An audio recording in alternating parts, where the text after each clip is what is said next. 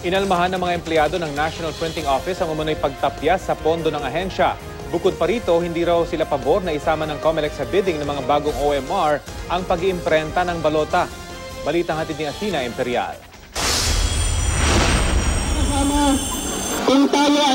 Sa harap mismo ng Batasan Complex kung saan ginanap ang budget briefing ng Presidential Communications Operations Office o PCOO, kung saan nakapaloob ang NPO. Nagrally ang mga kasapi ng NPO Workers Association o NAPOA Courage.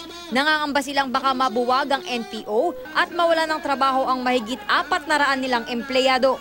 Iminungkahi kasing 19 na milyon na lang ang pondo ng personal service ng PCOO para sa taong 2016. Mas mababa kumpara sa 175 milyon ngayong taon.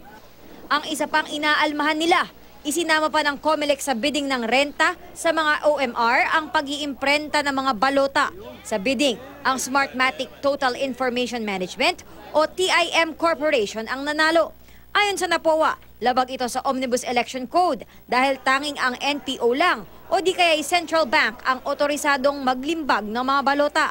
Nauna namang nilinaw ng COMELEC na ang NPO pa rin ang maglilimbag ng mga opisyal na balota para sa eleksyon 2016. Sa isang hiwalay na press briefing, iginiit ni COMELEC Commissioner Christian Robert Lim na kaya lamang isinama sa package ng bidding ang pag-iimprenta ng balota ay para matiyak na compatible ang mga ito sa gagamitin na bagong voting machine. Pero ang gagawin lang ng nanalo sa bidding ay makikipag-ugnayan sa NPO para sa mga requirement nito sa mga balota, alinsunod sa terms of reference ng ahensya at hindi mag-imprenta.